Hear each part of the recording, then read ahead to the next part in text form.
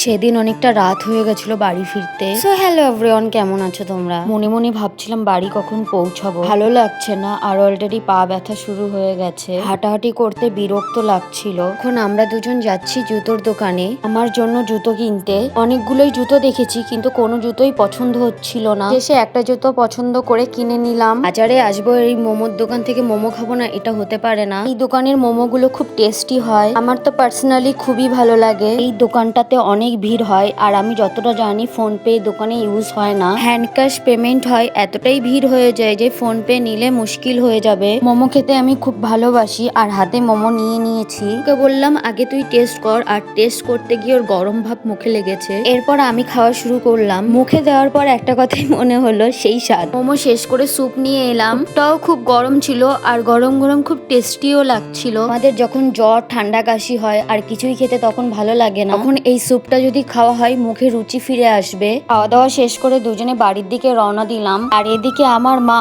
অনেকটা লেট হয়ে গেছে বলে কতবার যে ফোন করেছে ধারণার বাইরে। ভিডিওটা এখানেই শেষ করলাম, দেখা হবে অন্য কোনো ভিডিওতে। Tata bye.